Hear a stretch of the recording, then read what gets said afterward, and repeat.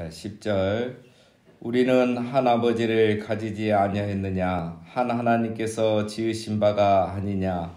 어찌하여 우리 각 사람이 자기 형제에게 거짓을 행하여 우리 조상들의 언약을 욕되게 하느냐? 자, 2장 10절부터는 누구의 죄라 그랬죠? 백성들의 죄. 2장 9절까지는 1장 6절부터 2장 9절까지는 제사장들의 죄에 대해서 지적하는 거고, 오늘 10절부터는 이제 백성들의 죄가 나오는데, 오늘 본문이 이제 말라기에서 가장 난해한 구절이에요. 해석하기가 제일 어려운 구절인데, 왜 이제 해석하기가 어렵느냐 하면, 이제 10절 같은 경우는 이게 누가 하는 말로 보느냐에 따라서 해석이 완전히 달라지는 거예요.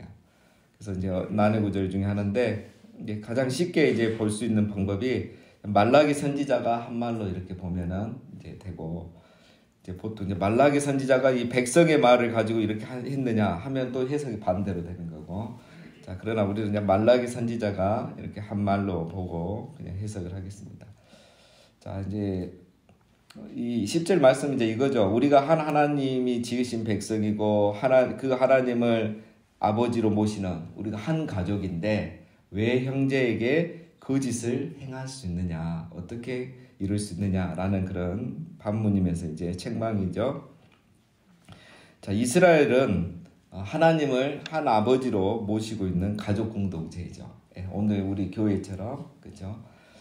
그 가족 공동체라는 것은 그 지켜야 될 기본 예의와 또 그 상식이란 게 있죠. 누가 말하지 않아도 태어날 때부터 알고 있어요, 스스로. 그게 이제 하나가 부모님의 마음을 아프게 하는 일이 없어야 되잖아요. 우리 어떻게든지 부모님의 마음을 편하게 해드리려고 하고 잘해드리려고 하는 이런 기본적인 그런 마음이 있고, 또 이제 가족이 그 중요시하는 전통들이나 그 약속들이 있죠. 그 가족의 전통과 약속이 그 가족을 사실 유지시키는 거예요. 그죠? 이게 이제 우리 이스라엘로 보면은 마찬가지입니다. 이스라엘은 같은 신앙을 가진 가족 공동체죠. 영적인 가족 공동체.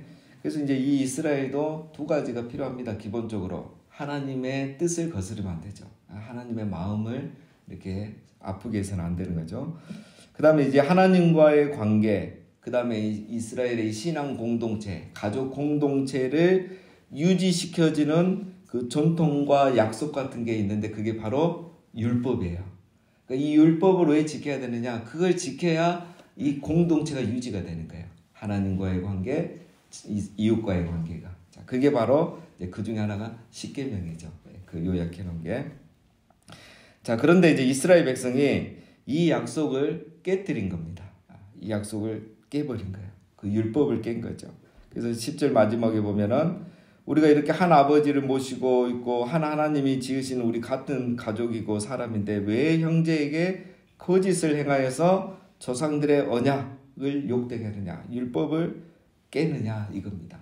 자, 그러면 그 형제들에게 자기 이렇게 이웃들에게 행한 거짓이 무엇인가? 11절에 보면 유다는 거짓을 행하였고 이스라엘과 예루살렘 중에서는 가증한 일을 행하였으며 유다는 여호와께서 사랑하시는 그 성결을 욕되게 하여 이방신의 딸과 결혼하였으니.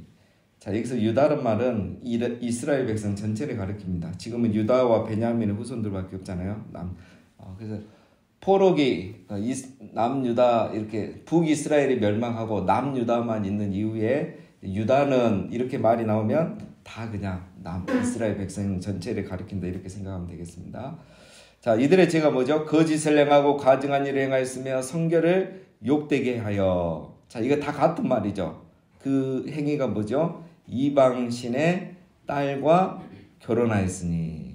자, 그 이방신의 딸과 결혼한 게 하나님께 거짓된 행위고 가증한 일이고 성결을 욕되게 하는 거룩하지 못한 것이다 이거죠.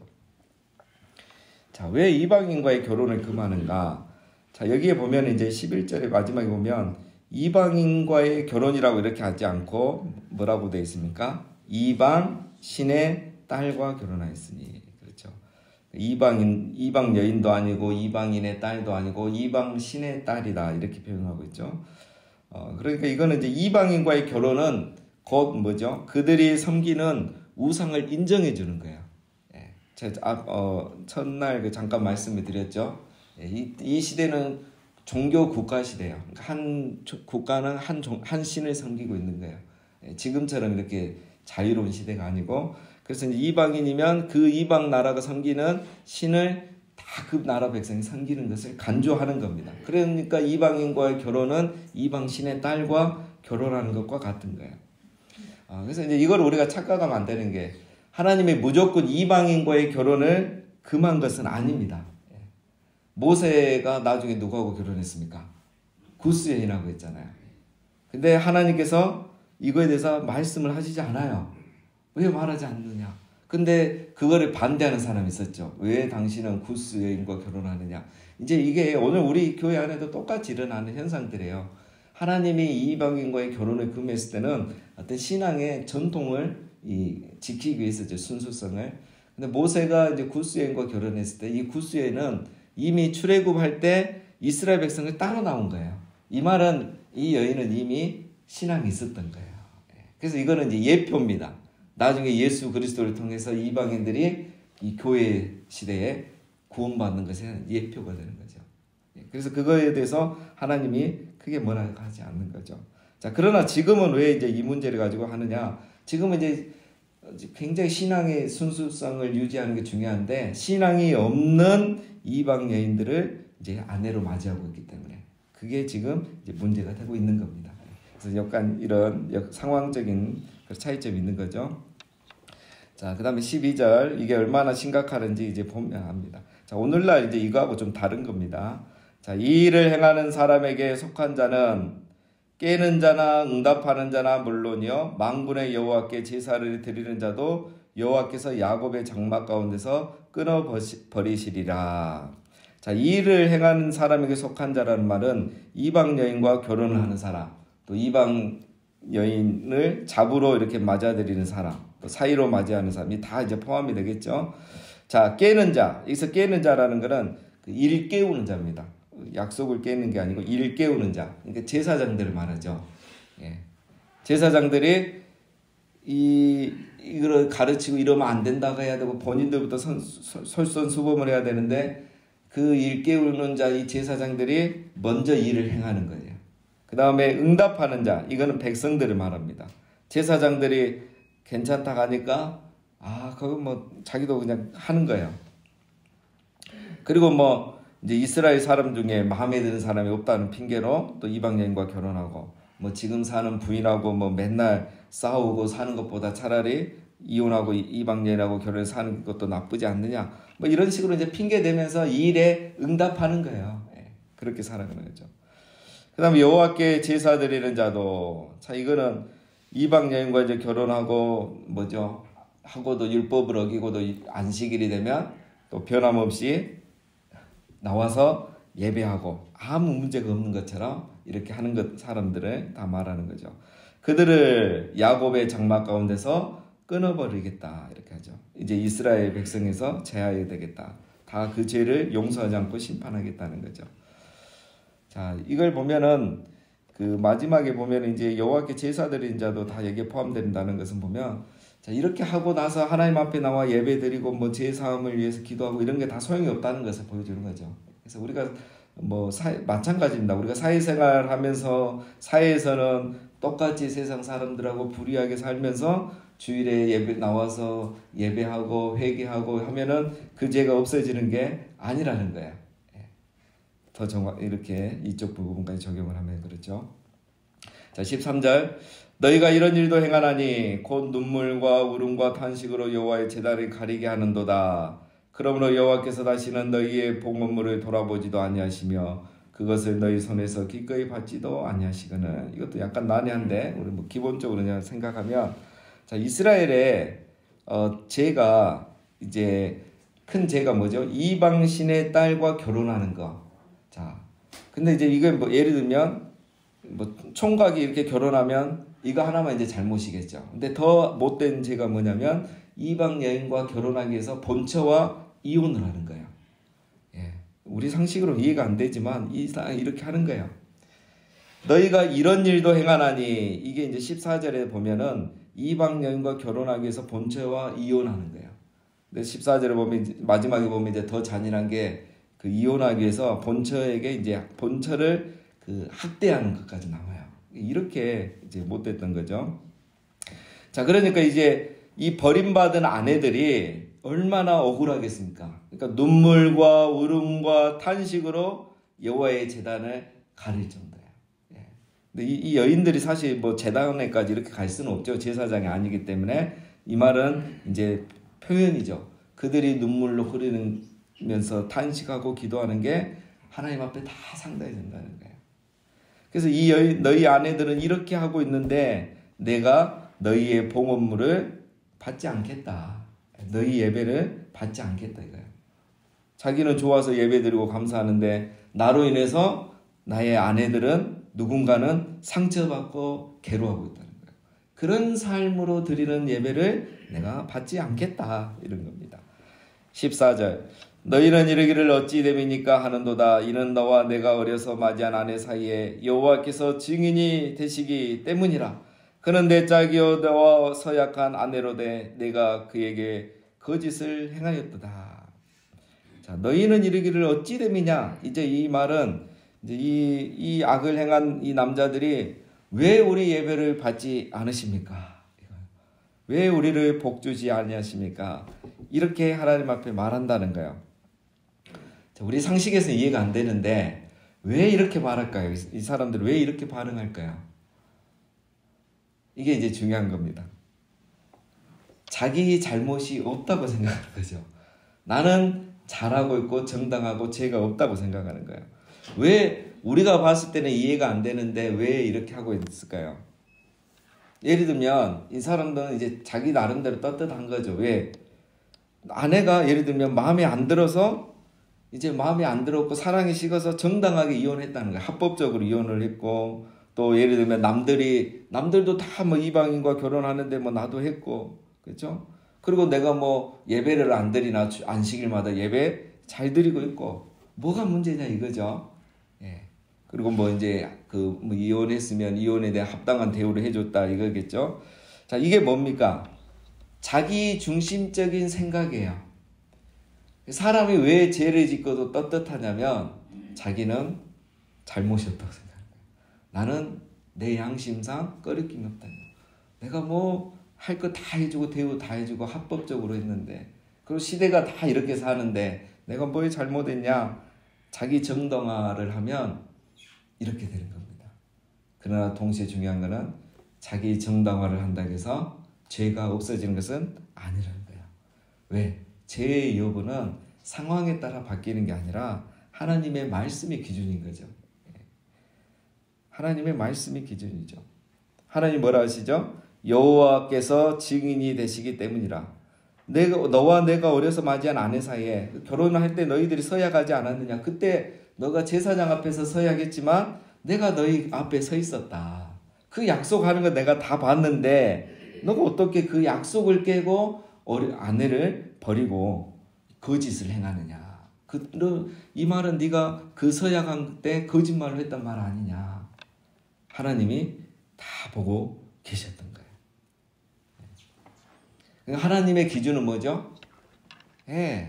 딴 거 다 필요 없어. 네가 그때 약속한 걸 안 지킨 게 중요한 거지. 뭐 내 마음이 바뀌었고 내가 대우를 다 해줬고 나는 잘못이 없다. 그런 합리화하지 말아라 이거예요. 하나님은 약속을 근거로 또 말씀을 근거로 그 죄를 계속 책망하시는 거죠.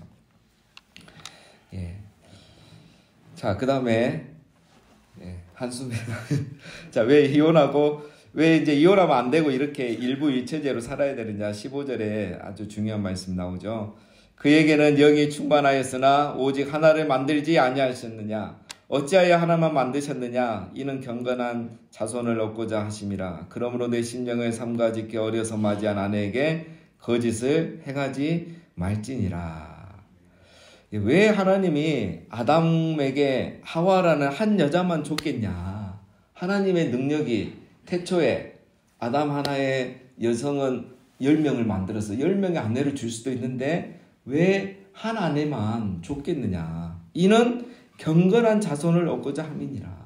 예, 아내가 여리고 자녀가 많아져 가지고 이 경건한 자손이 되겠느냐? 같은 영을 가지고 같은 하나님을 섬기는 한 몸 된 부부를 통해서 경건한 자손을 얻기 위해서 내가 아담에게 하와만 주지 않았느냐? 근데 너희는 지금 무엇하고 있느냐? 이렇게 책망을 하는 거죠. 그래서 여러분, 하나님께서 태초부터 세워놓으신 가정의 질서라는 게 이제 분명히 나오죠. 첫 번째는 이제 일부 일체제가 원칙이라는 거예요. 하나님의 원칙. 근데 저 이슬람이나 이런 데는 보면은 합법적으로 4명까지 아내를 둘 수 있고 또 뭐 자기가 능력이 되면 10명이든 몇 명이든 줄 수 있잖아요. 이게 다 성경 거슬러 가는 거죠. 그리고 이제 젊어서 결혼한 아내를 버려서는 안 된다. 자, 이거는 이제 우리 현대 사회하고는 이제 여러 가지 이제 다양성을 이제 참고해야 됩니다. 자, 여기서 이제 하나님이 지적한 거는 그 뭐죠? 그러니까 이방 여인과 결혼하기 위해서 이런 악을 행해서는 안 된다. 이제 16절에 보면 더 자세히 나옵니다. 마지막 16절. 이스라엘의 하나님 여호와가 이르노니 나는 이혼하는 것과 옷으로 학대를 가리는 자를 미워하노라. 만군의 여호와의 말이니라. 그러므로 너희 심령을 삼가 지켜 그 짓을 행하지 말지니라. 예, 세 번째가 뭐죠? 이제 가정의 질서 세 번째가 하나님은 나는 이혼하는 것과 옷으로 학대를 가리는 자를 미워하느라. 여기는 이제 뭐냐면 그 옷으로 학대를 가린다. 그러니까 아내를 학대하는 걸 말해요. 이 당시에 이방 여인과 결혼하기 위해서 자기 아내를 학대하고 폭력을 행하고 그것을 덮어버리는 거야. 왜 아내를 학대하고 폭력을 행했느냐? 이혼하게 만들기 위해서. 이 여인, 자기 아내가 자기와 더 이상 살기 싫게 이혼에 합의하고 스스로 이혼하게 만드는 거예요. 그래서 이제 새로운 이방 여인과 결혼하기 위해서 이렇게 했던 거예요. 자, 오늘 이제 우리로 생각하면 참 납득하기 어려운데 그것도 이스라엘 백성들이 이렇게 했다는 겁니다. 그래서 오늘날 이제 우리 이혼 문제 그대로 적용할 수는 없고 이제 현대 사회 이제 이혼 문제 굉장히 복잡하죠. 이제 이런 부분은 우리가 또 다시 이렇게 세부적으로 상담하고 또 적용하고 그래야 될 필요가 있습니다. 자, 어쨌든 이제 이스라엘 백성들이 이렇게 보면은 자기 합리화를 통해서 이렇게 하나님의 말씀을 무시하고 계속 이런 죄를 지어갔다는 거. 그리고 이제 우리가 이제 에스라하고 이렇게 건너뛰었는데 에스라 때 이 문제를 갖고 한번 정리했죠. 우리 10장에 보면은 에스라 10장에 보면 에스라가 이방 여인과 결혼한 사람들을 다 조사해서 120가정을 조사해가지고 그들이 다 돌려보냈잖아요. 돌려보내고 다시 하나님 앞에 말씀대로 살기로 했는데 그 10년 뒤에 느헤미야가 오니까 또 바뀐 거예요. 그래서 느헤미야는 어떻게 했습니까? 에스라는 좋게 이렇게 헤어지게 했는데 느헤미야는 성질이 불같아갖고 그 사람들의 머리를 뽑아버렸잖아요. 예. 그렇게 해서 또 개혁을 했는데 10년 뒤에 또 이런 상황이 되는 거예요. 그래서 이런 하나님을 경외하지 않고 또 자기 일을 합리화하면 이렇게 이스라엘 백성도 언제든지 이렇게 죄와 타협할 수 있다는 겁니다. 자, 그래서 우리가 어떤 상황에서도 하나님을 경외하는 마음, 그 다음에 하나님께서 뭐라고 말씀하셨는가, 그 다음에 하나님 앞에 정신, 코람데오 정신, 이것들이 우리를 이 시대의 풍조와 죄로부터 우리 자신을 지켜줄 수 있습니다. 늘 하나님을 경외하는 우리 모두가 다 되시기를 주님의 이름으로 축원드립니다.